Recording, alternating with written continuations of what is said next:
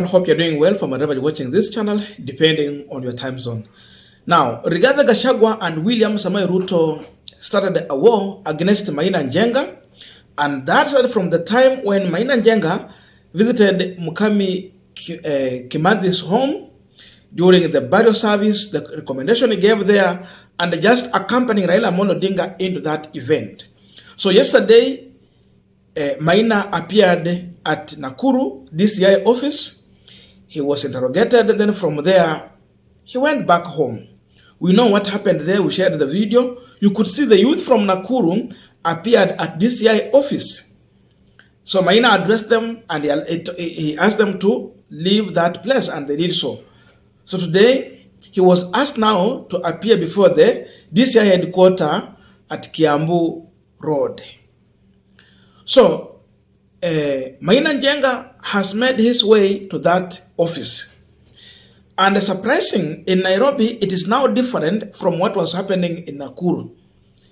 Now in Nairobi, there are more people, in fact, these are youth and supporters from Mount Kenya region who are standing outside the DCI headquarters. And if you listen to what they are singing, they are chanting Mau Mau songs and mentioning the name of Maina Njenga. So they're standing in solidarity with the Maina Njenga. According to them, they believe that this could be a witch hunt that Ruto regime is launching on Maina Njenga. Just watch the situation here shortly.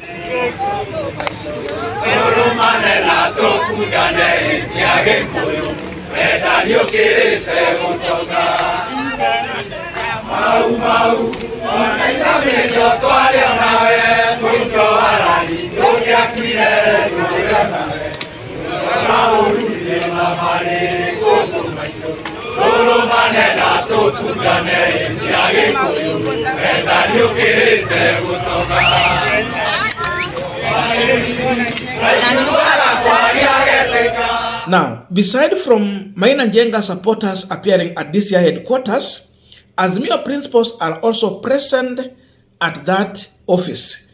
And this team is led by Martha Karua. We have the DAPK party leader Eugene Wamalwa. We have Ruth Party George Wajakoya.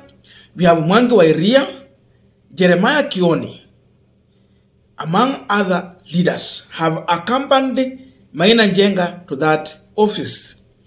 Now, there is a clear message when you see the presence of such Azimio leaders here. These are top leaders in Azimio la Umoja.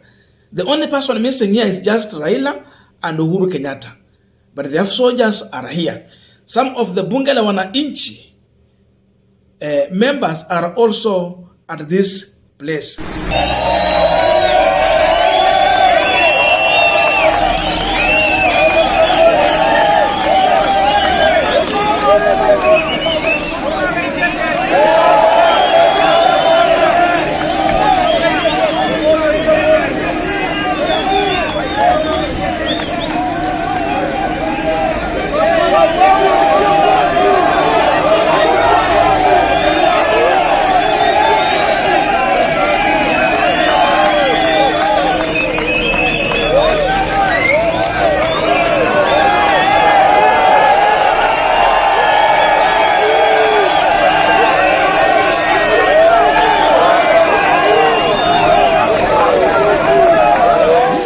Where the state is claiming that they found Maina Njenga in possession of 3 firearms. They say about 90 rolls of a bang, and that's why they are questioning him. But now, the presence of Azimio principals is telling a lot, and this case might be taking another trajectory. We want to look deep into that, but just a quick request. For those who are watching and you are not subscribed, please consider subscribing to the return subscribers. I must say thank you so much. And again, to all our viewers, please give this video a thumbs up. Thank you so much, and back to this discussion. Now, once you see Martha Karua at this place, she has 2 faces. The first face is the representation of Mount Kenya region. Remember, we had regarding Gachagua in Kenya Kwanza side presenting Mount Kenya in the Kenya Kwanza campaign.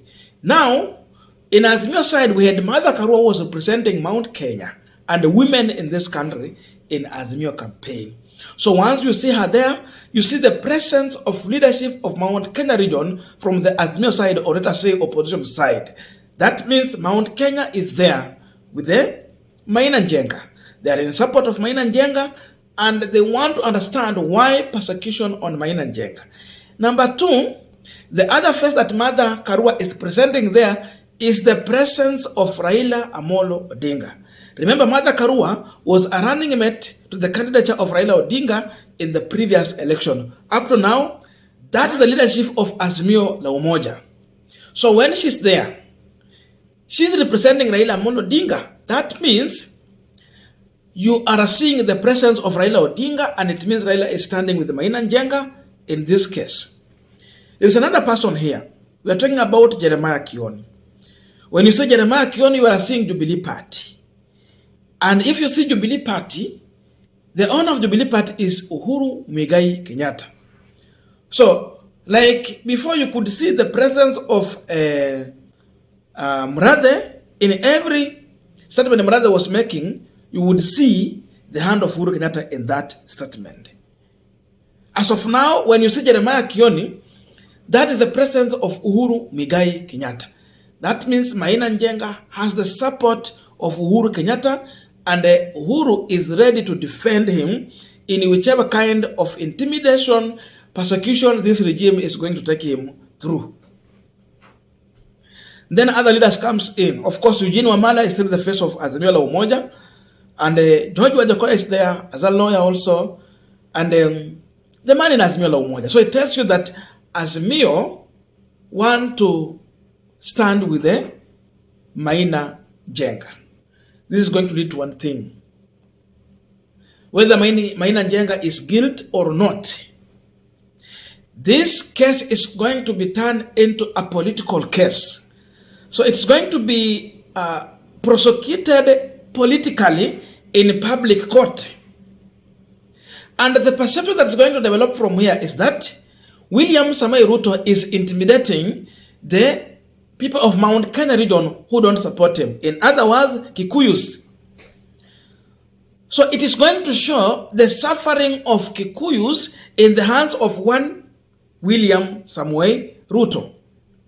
In that way, there is a possibility of Mount Kenya region starting to view William Samoei Ruto as the enemy of that region. Remember what happened at the Northland belonging to Mama Ngina Kenyatta? Ilifanyika. Saizi watu wa Mount Kenya wanajiuliza, kwa nini watu kama akina Oscar Sudi, watu kama Kipchumba Murkomen are not invading the Moi family properties?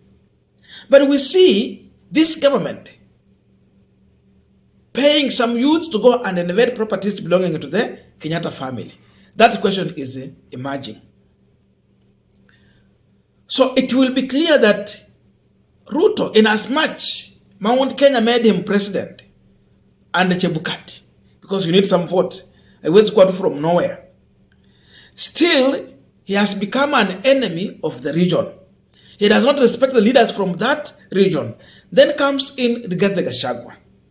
In fact, what Mount Kenya expected from Gachagua is what Mudavadi was trying to do in the Western region.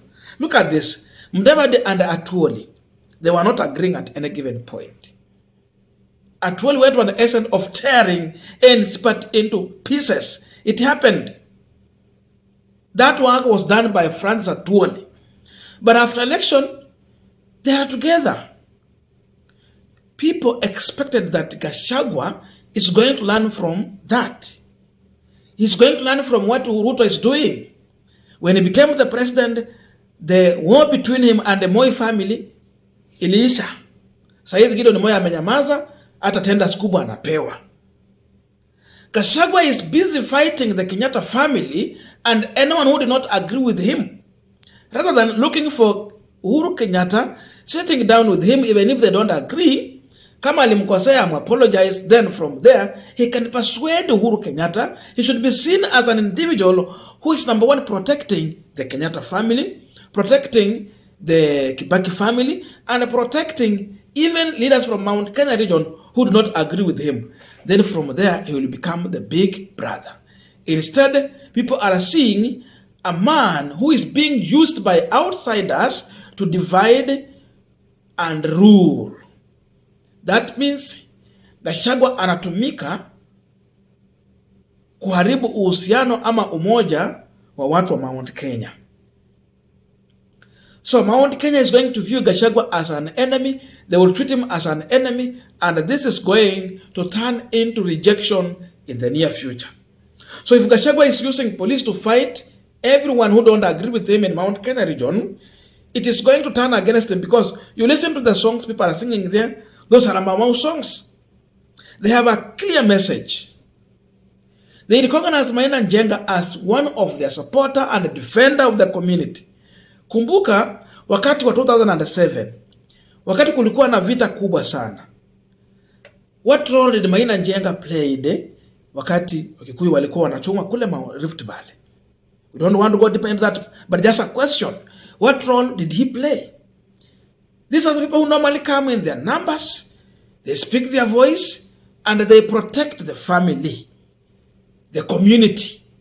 So the people of Mount Kenya still recognize Maina Njenga in that capacity. Touching him means touching the Kikuyu community. Nimeachia hapo. See you in our next video.